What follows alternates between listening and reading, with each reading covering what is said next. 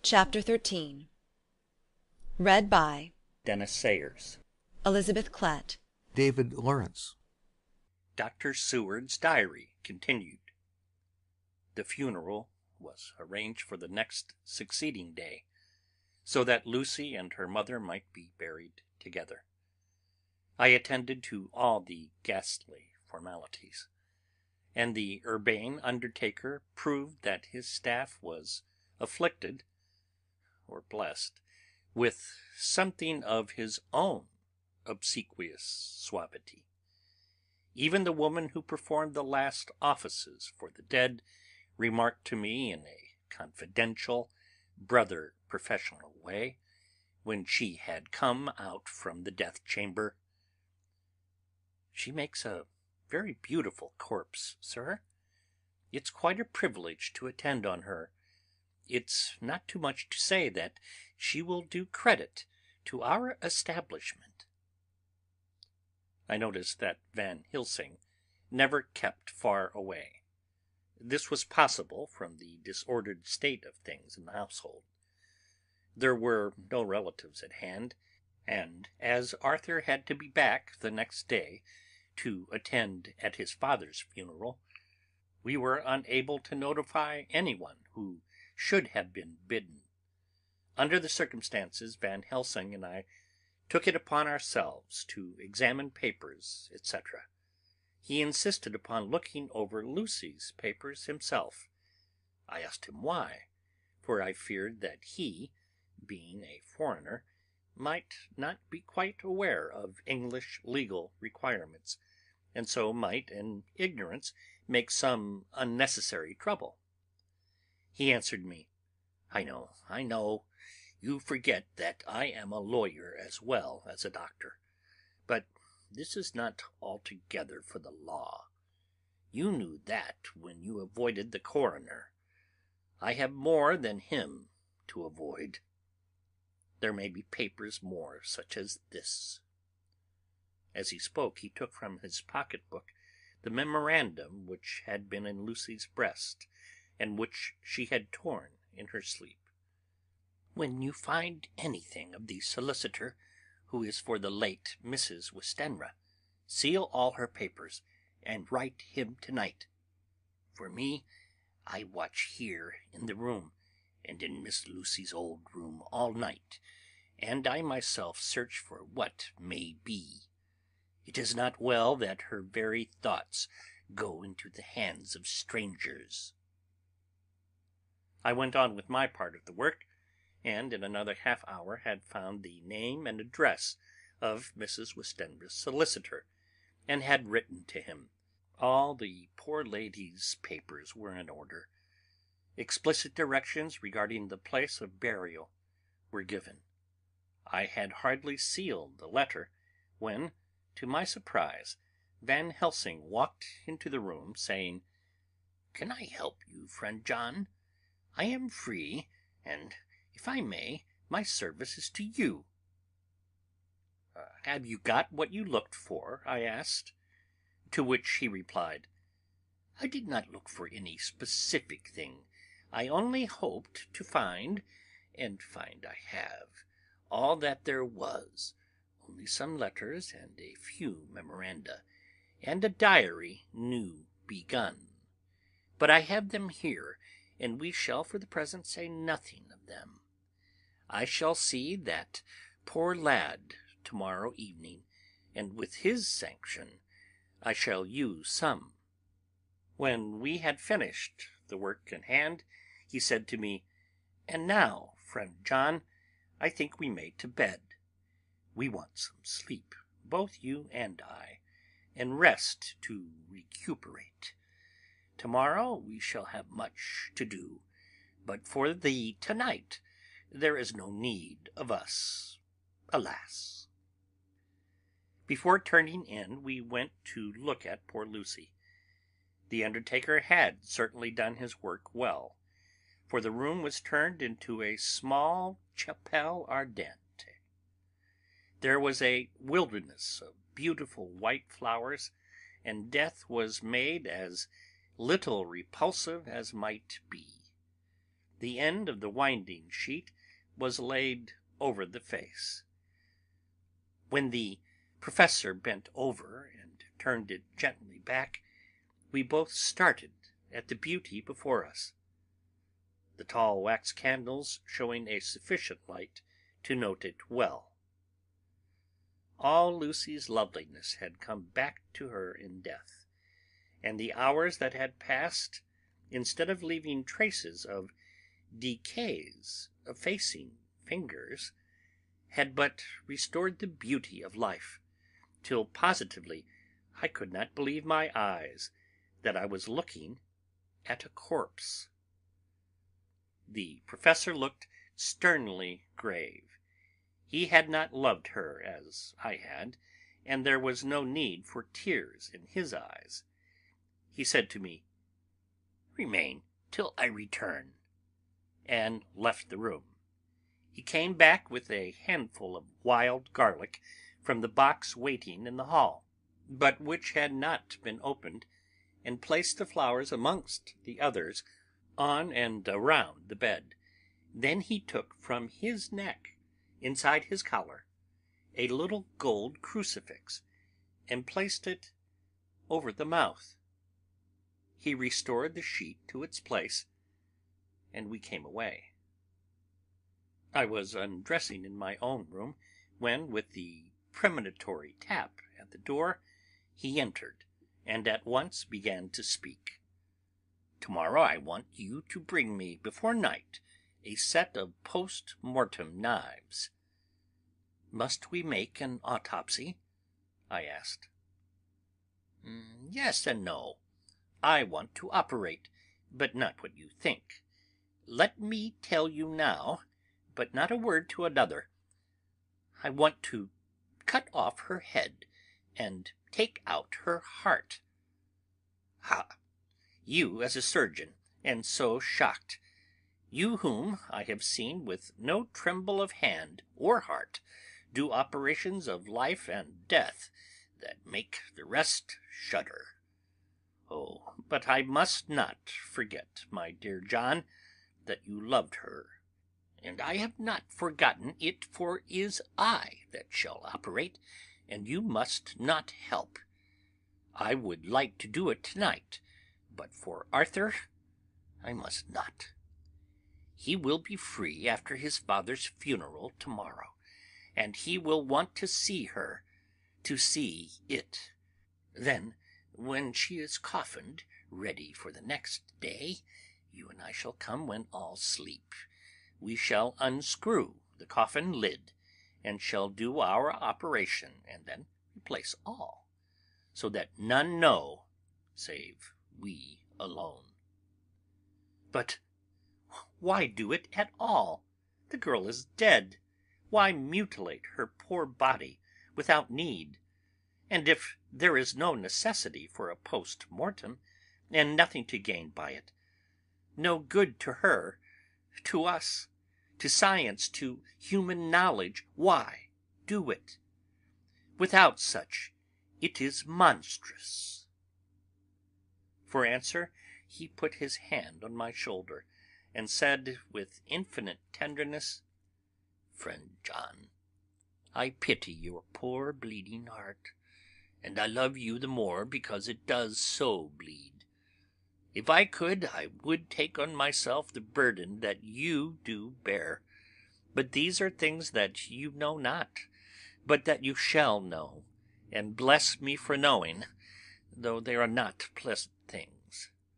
John, my child, you have been my friend now many years, and yet did you ever know me to do any without good cause? I may err, I am but man, but I believe in all I do. Was it not for these causes that you sent for me when the great trouble came? Yes. Were you not amazed, nay, horrified, when I would not let Arthur kiss his love, though she was dying, and snatched him away by all my strength? Yes, and yet you saw how she thanked me, with her so beautiful dying eyes, her voice too so weak, and she kiss my rough old hand and bless me. Yes, and did you not hear me swear promise to her, that so she closed her eyes, grateful? Yes. Well, I have good reason now for all I want to do. You have for many years trusted me. You have believed me weeks past, when there be things so strange that you might have well doubt. Believe me yet a little, friend John. If you trust me not, then I must tell what I think, and that is not perhaps well. And if I work, as work I shall, no matter trust or no trust, without my friend trust in me, I work with heavy heart, and feel oh so lonely, when I want all help and courage that may be. He paused a moment and went on solemnly. Friend John, there are strange and terrible days before us. Let us not be two, but one, that so we work to a good end. Will you not have faith in me? I took his hand and promised him. I held my door open as he went away, and watched him go to his room and close the door. As I stood without moving, I saw one of the maids pass silently along the passage. She had her back to me, so did not see me, and go into the room where Lucy lay. The sight touched me. Devotion is so rare, and we are so grateful to those who show it unasked to those we love. Here was a poor girl putting aside the terrors which she naturally had of death, to go watch alone by the bier of the mistress whom she loved, so that the poor clay might not be lonely till laid to eternal rest. I must have slept long and soundly, for it was broad daylight when Van Helsing waked me by coming into my room. He came over to my bedside and said, "You need not trouble about the knives. We shall not do it." "Why not?" I asked, for his solemnity of the night before had greatly impressed me. "Because," he said sternly, "it is too late, or too early. See!" Here he held up the little golden crucifix. "This was stolen in the night." "How stolen?" I asked in wonder, "since you have it now?" "Because I get it back from the worthless wretch who stole it, from the woman who robbed the dead and the living. Her punishment will surely come, but not through me. She knew not altogether what she did, and thus, unknowing, she only stole. Now we must wait." He went away on the word, leaving me with a new mystery to think of, a new puzzle to grapple with. The forenoon was a dreary time, but at noon the solicitor came. Mr. Marquand, of Holman, Sons, Marquand and Litterdale. He was very genial and very appreciative of what we had done, and took off our hands all cares as to details. During lunch he told us that Mrs. Westenra had for some time expected sudden death from her heart, and had put her affairs in absolute order. He informed us that, with the exception of a certain entailed property of Lucy's father, which now, in default of direct issue, went back to a distant branch of the family, the whole estate, real and personal, was left absolutely to Arthur Holmwood. When he had told us so much, he went on, "Frankly, we did our best to prevent such a testamentary disposition, and pointed out certain contingencies that might leave her daughter either penniless or not so free as she should be to act regarding a matrimonial alliance. Indeed, we pressed the matter so far that we almost came into collision, for she asked us if we were or were not prepared to carry out her wishes. Of course, we had then no alternative but to accept. We were right in principle, and 99 times out of 100 we should have proved, by the logic of events, the accuracy of our judgment.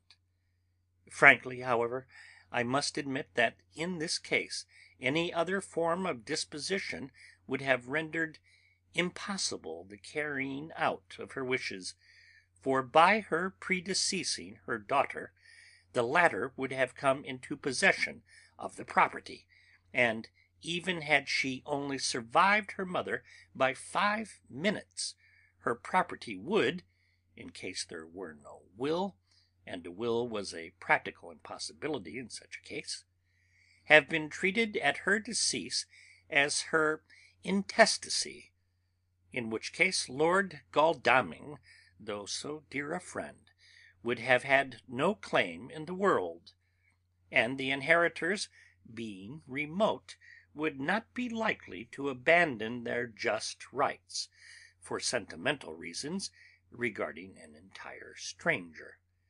I assure you, my dear sirs, I am rejoiced at the result, perfectly rejoiced." He was a good fellow, but his rejoicing at the one little part in which he was officially interested of so great a tragedy was an object lesson in the limitations of sympathetic understanding. He did not remain long, but said he would look in later in the day and see Lord Godalming. His coming, however, had been a certain comfort to us, since it assured us that we should not have to dread hostile criticism as to any of our acts. Arthur was expected at 5 o'clock, so a little before that time we visited the death chamber. It was so in very truth, for now both mother and daughter lay in it. The undertaker, true to his craft, had made the best display he could of his works, and there was a mortuary air about the place that lowered our spirits at once. Van Helsing ordered the former arrangement to be adhered to, explaining that, as Lord Godalming was coming very soon, it would be less harrowing to his feelings to see all that was left of his fiancée quite alone. The undertaker seemed shocked at his own stupidity, and exerted himself to restore things to the condition in which we left them the night before, so that when Arthur came such shocks to his feeling as we could avoid were saved. Poor fellow! He looked desperately sad and broken. Even his stalwart manhood seemed to have shrunk somewhat under the strain of his much-tried emotions. He had, I knew, been very genuinely and devotedly attached to his father, and to lose him, and at such a time, was a bitter blow to him. With me he was warm as ever, and to Van Helsing he was sweetly courteous, but I could not help seeing that there was some constraint with him. The professor noticed it too, and motioned me to bring him upstairs. I did so, and left him at the door of the room, as I felt he would like to be quite alone with her, but he took my arm and led me in, saying huskily, "You loved her too, old fellow. She told me all about it, and there was no friend had a closer place in her heart than you. I don't know how to thank you for all you have done for her. I can't think yet."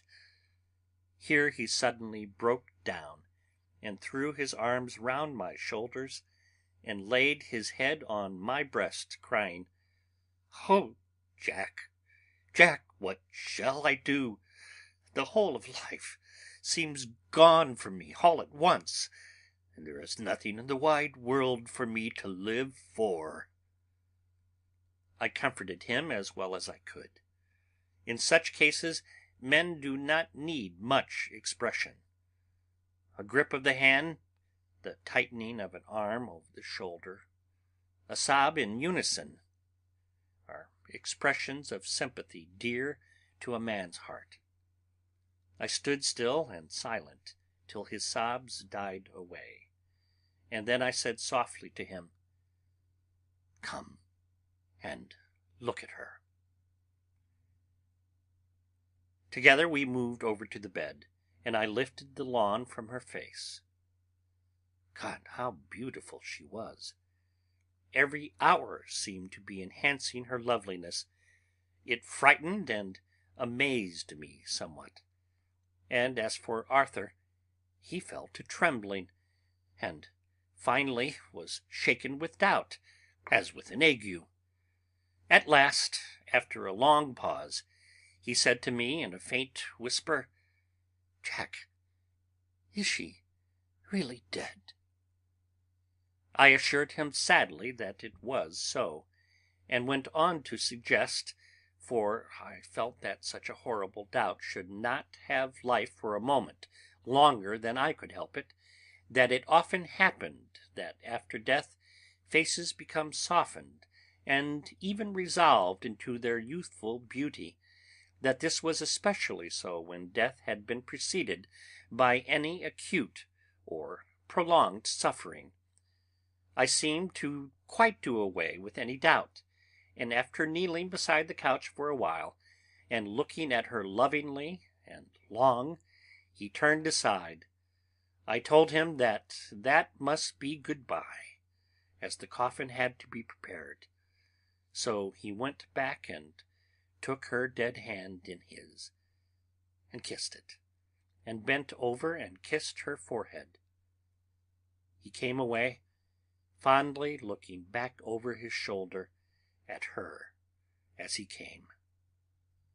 I left him in the drawing-room and told Van Helsing that he had said good-bye, so the latter went to the kitchen to tell the undertaker's men to proceed with the preparations and to screw up the coffin.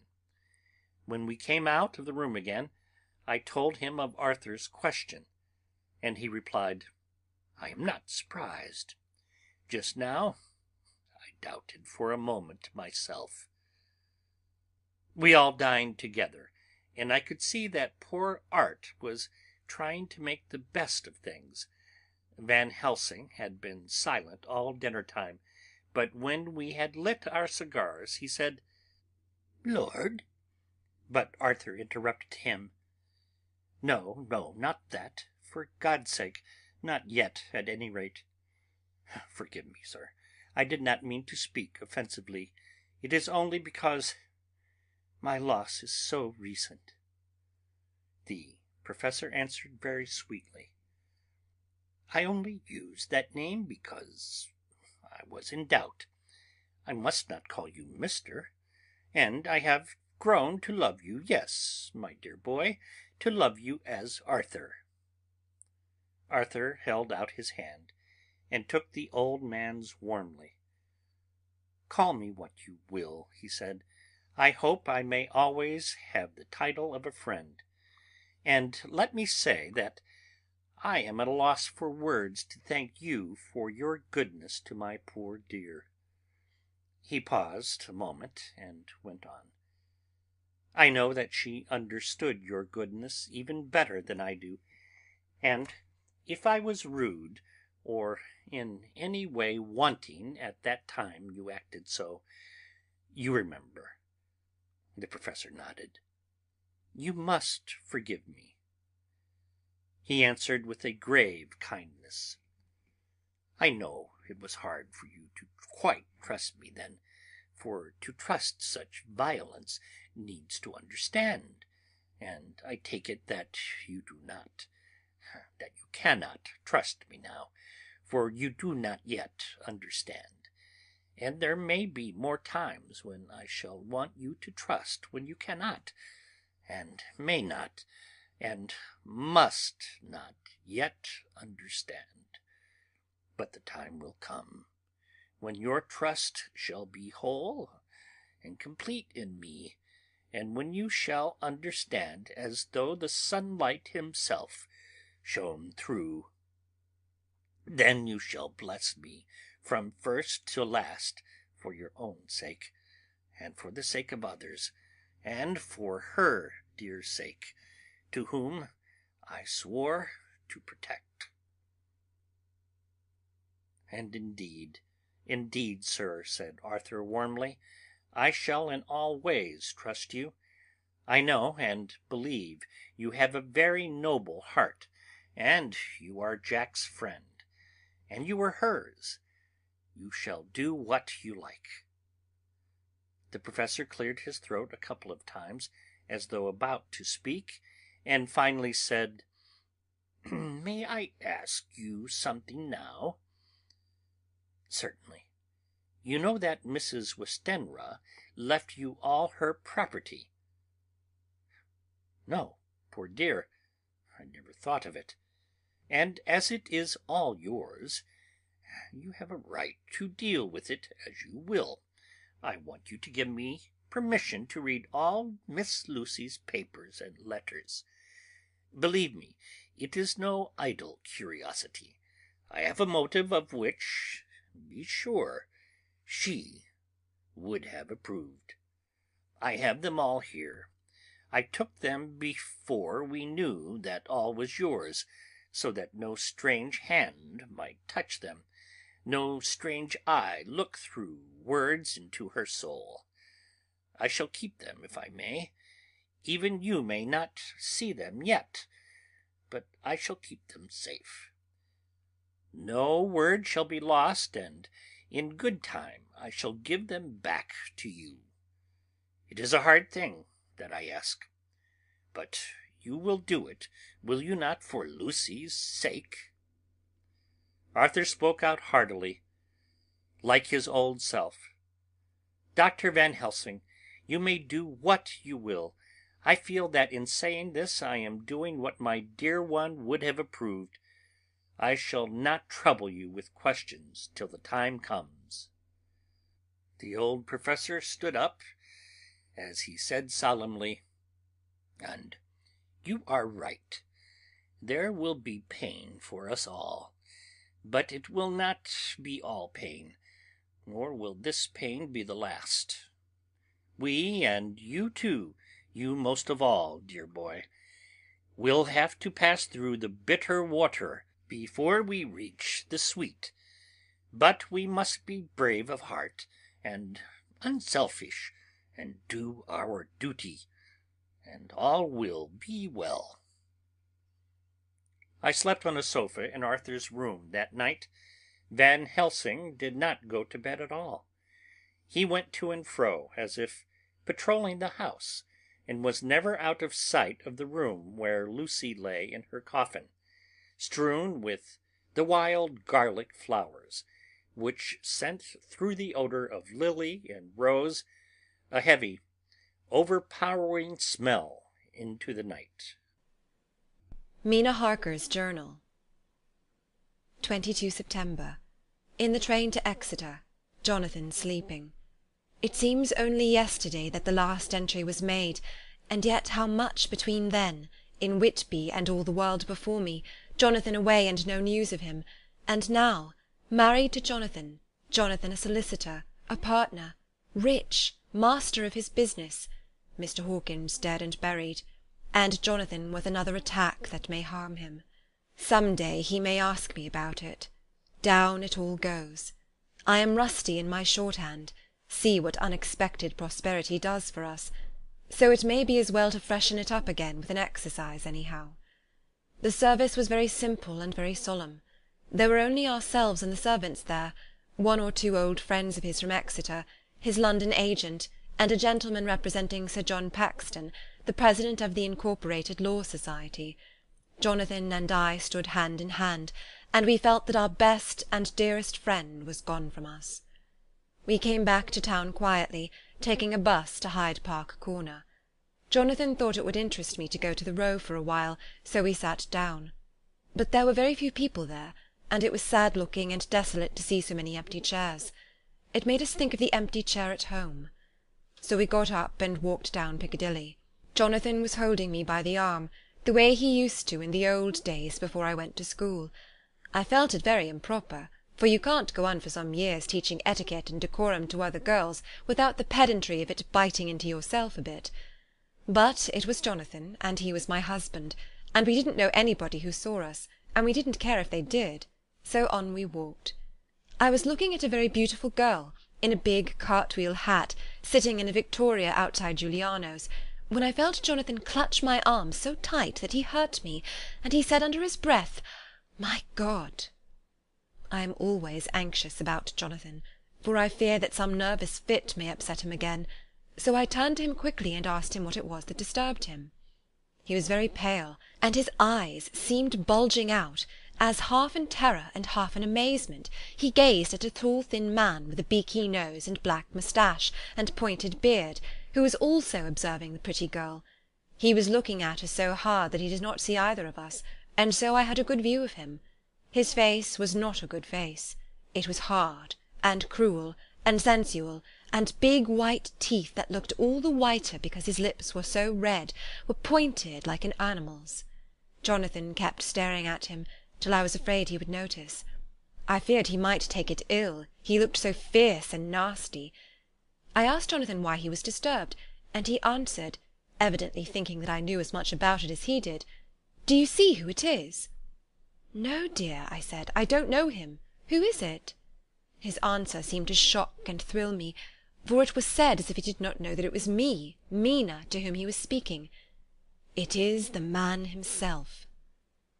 The poor dear was evidently terrified at something, very greatly terrified. I do believe that if he had not had me to lean on and to support him, he would have sunk down. He kept staring. A man came out of the shop with a small parcel, and gave it to the lady, who then drove off. The dark man kept his eyes fixed on her, and when the carriage moved up Piccadilly, he followed in the same direction, and hailed a hansom. Jonathan kept looking after him, and said, as if to himself, "I believe it is the Count, but he has grown young. My God, if this be so! Oh, my God, if I only knew, if only I knew!" He was distressing himself so much that I feared to keep his mind on the subject by asking him many questions, so I remained silent. I drew away quietly, and he, holding my arm, came easily. We walked a little further, and then went in and sat for a while in the Green Park. It was a hot day for autumn, and there was a comfortable seat in a shady place. After a few minutes staring at nothing, Jonathan's eyes closed, and he went quickly into a sleep with his head on my shoulder. I thought it was the best thing for him, so did not disturb him. In about 20 minutes he woke up and said to me quite cheerfully, "Why, Mina, have you been asleep? Oh, do forgive me for being so rude. Come, and we'll have a cup of tea somewhere." He had evidently forgotten all about the dark stranger, as in his illness he had forgotten all that this episode had reminded him of. I don't like this lapsing into forgetfulness. It may make or continue some injury to the brain. I must not ask him, for fear I shall do more harm than good, but I must somehow learn the facts of his journey abroad. The time has come, I fear, when I must open the parcel, and know what is written. Oh, Jonathan, you will, I know, forgive me if I do wrong, but it is for your own dear sake. Later. A sad home-coming in every way. The house empty of the dear soul who was so good to us. Jonathan still pale and dizzy under a slight relapse of his malady, and now a telegram from Van Helsing, whoever he may be. You will be grieved to hear that Mrs. Westenra died 5 days ago, and that Lucy died the day before yesterday. They were both buried to-day. Oh, what a wealth of sorrow in a few words! Poor Mrs. Westenra! Poor Lucy! Gone! Gone, never to return to us! And poor, poor Arthur, to have lost such a sweetness out of his life! God help us to bear all our troubles. Dr. Seward's diary continued. 22 September. It is all over. Arthur has gone back to Ring, and has taken Quincey Morris with him. What a fine fellow is Quincey! I believe in my heart of hearts that he suffered as much about Lucy's death as any of us, but he bore himself through it like a moral Viking. If America can go on breeding men like that, she will be a power in the world indeed. Van Helsing is lying down, having a rest preparatory to his journey. He goes to Amsterdam tonight, but says he returns tomorrow night, that he only wants to make some arrangements which can only be made personally. He is to stop with me then, if he can. He says he has work to do in London, which may take him some time. Poor old fellow! I fear that the strain of the past week has broken down even his iron strength. All the time of the burial, he was, I could see, putting some terrible restraint on himself. When it was all over, we were standing beside Arthur, who, poor fellow, was speaking of his part in the operation where his blood had been transfused to his Lucy's veins. I could see Van Helsing's face grow white and purple by turns. Arthur was saying that he felt since then as if they two had been really married, and that she was his wife in the sight of God. None of us said a word of the other operations, and none of us ever shall. Arthur and Quincey went away together to the station, and Van Helsing and I came on here. The moment we were alone in the carriage, he gave way to a regular fit of hysterics. He has denied to me since that it was hysterics, and insisted that it was only his sense of humour asserting itself under very terrible conditions. He laughed till he cried, and I had to draw down the blinds lest any one should see us and misjudge. And then he cried till he laughed again, and laughed and cried together, just as a woman does. I tried to be stern with him, as one is to a woman under the circumstances, but it had no effect. Men and women are so different in manifestations of nervous strength or weakness. Then, when his face grew grave and stern again, I asked him why his mirth, and why at such a time. His reply was in a way characteristic of him, for it was logical and forceful and mysterious. He said, "Ah, you don't comprehend, friend John. Do not think that I am not sad, though I laugh. See, I have cried even when the laugh did choke me, but no more think that I am all sorry when I cry, for the laugh he come just the same. Keep it always with you, that laughter, who knock at your door, and say, 'May I come in?' is not true laughter. No, he is a king, and he come when and how he like. He ask no person, he choose no time of suitability. He say, 'I am here.' Behold an example. I grieve my heart out for that so sweet young girl. I give my blood for her, and though I am old and worn, I give my time, my skill, my sleep. I let my other sufferers want, that she may have all. And yet I can laugh at her very grave, laugh when the clay from the spade of the sexton drop from her coffin, and say thud, thud, to my heart, till it send back the blood from my cheek. My heart bleed for that poor boy, that dear boy. So of the age of mine own boy, had I been so blessed that he live, and with his hair and eyes the same. There, you know now why I love him so, and yet when he say things that touch my husband heart to the quick, and make my father heart yearn to him as to no other man, not even you, friend John, for we are more level in experiences than father and son. Yet even at such a moment King laugh, he come to me and shout and bellow in my ear, Here I am, here I am, till the blood come dance back and bring some of the sunshine that he carry with him to my cheek. Oh, friend John, it is a strange world, a sad world, a world of miseries and woes and troubles, and yet when King Laugh come, he make them all dance to the tune he play. Bleeding hearts and dry bones of the churchyard, and tears that burn as they fall, all dance together to the music that he make with that smileless mouth of him. And believe me, friend John, that he is good to come, and kind. We men and women are like ropes drawn tight with strain that pull us different ways. Then tears come, and like the rain on the ropes, they brace us up, until perhaps the strain become too great, and we break.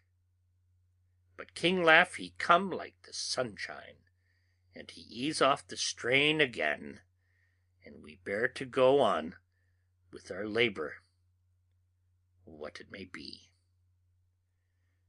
I did not like to wound him by pretending not to see his idea, but as I did not yet understand the cause of his laughter, I asked him.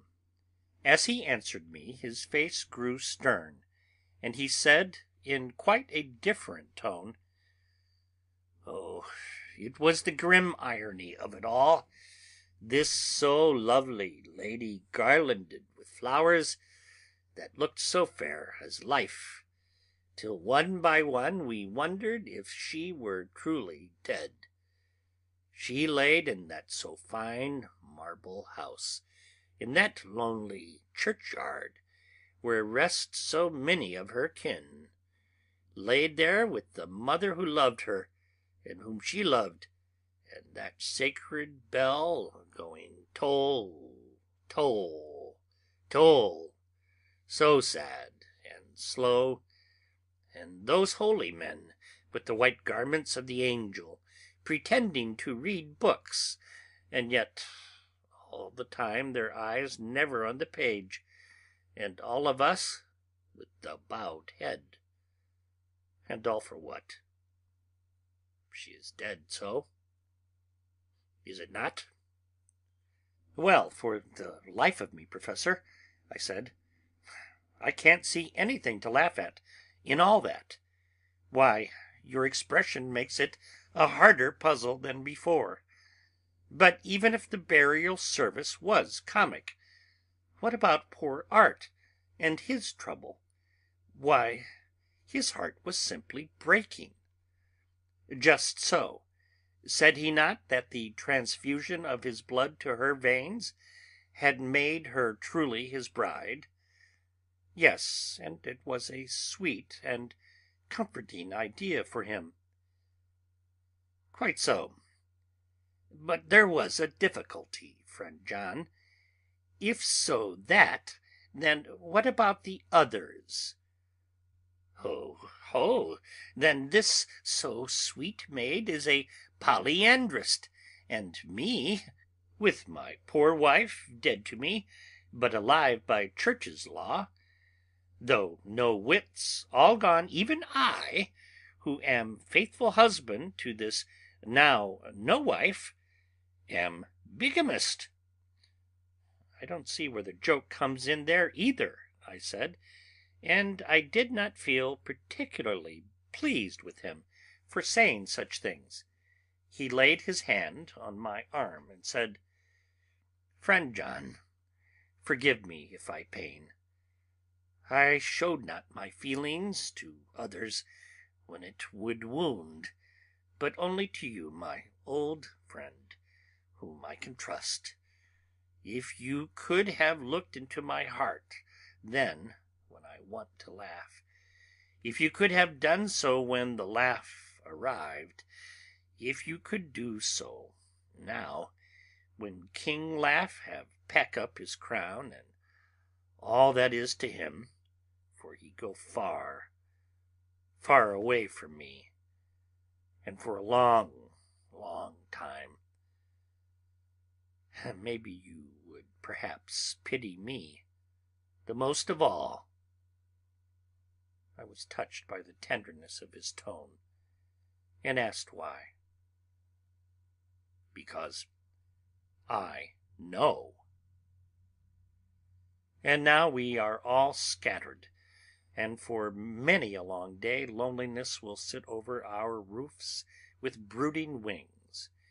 Lucy lies in the tomb of her kin, a lordly death-house in a lonely churchyard, away from teeming London, where the air is fresh, and the sun rises over Hampstead Hill, and where wild flowers grow of their own accord.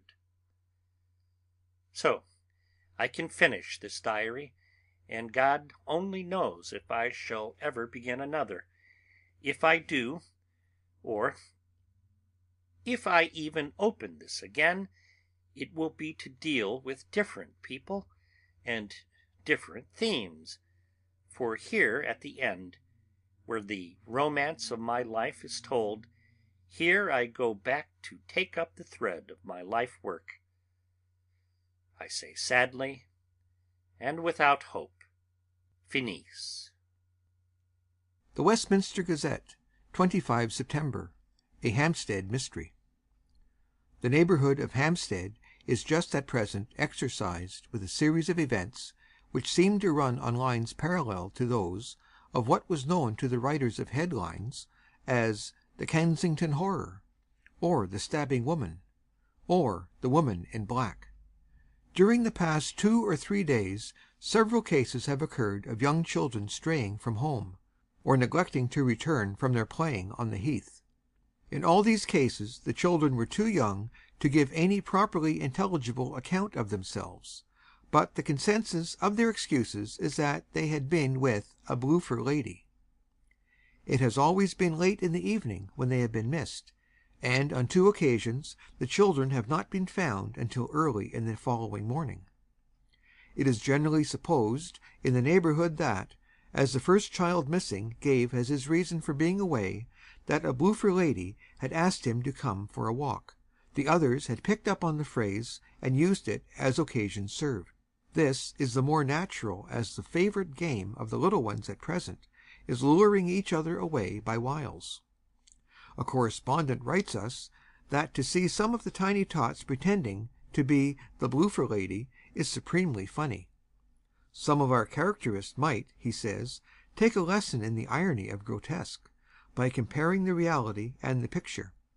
It is only in accordance with general principles of human nature that the bloofer lady should be the popular role at these alfresco performances. Our correspondent naively says that even Ellen Terry could not be so winningly attractive as some of these grubby-faced little children pretend, or even imagine themselves to be. There is, however, possibly a serious side to the question, for some of the children, indeed all who have been missed at night, have been slightly torn or wounded in the throat. The wounds seem such as might be made by a rat or a small dog, and although of not much importance individually, would tend to show that whatever animal inflicts them has a system or method of its own. The police of the division have been instructed to keep a sharp lookout for straying children, especially when very young, in and around Hampstead Heath, and for any stray dog which may be about. The Westminster Gazette, 25 September.